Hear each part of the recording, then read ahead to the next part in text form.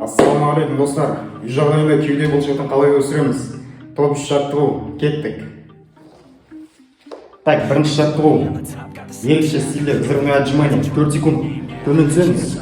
1 секунд взрывной көтерілеміз. Былай.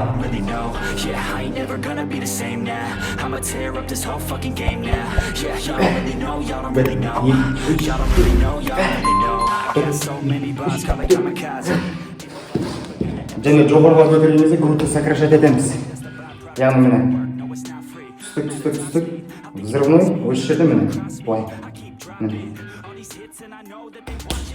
Сол кезде бүкіл памп, бүкіл нагрузка кеудеге түседі. Так, екінші жаттығу. Армейский отжимание. Тоже сол стильде 4 секунд төмен түсеміз, 1 секунд взрывной. Верхний кудаққа и плечиға нагрузка түседі. Ол былай міне. L әрпі сияқты тұрамыз. 4 секунд төмен түсеміз.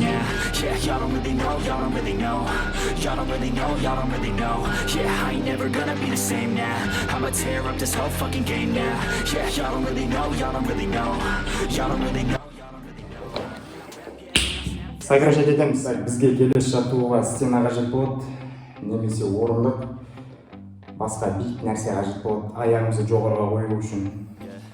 Аяғымызды жоғары қою арқылы нагрузка үстіңгі кеуде бұлшықетіне түседі. Нагрузка.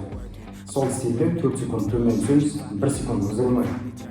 Бұлай жасауымыздың себебі үй жағдайында дополнительный нагрузка рөлін атқарады.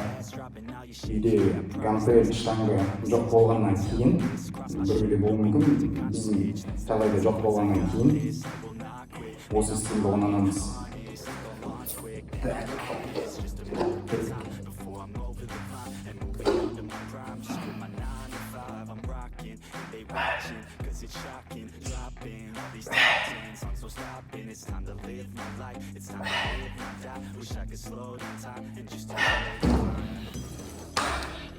Тоже осылай 5 подходтан 12 мәрте жасаймыз.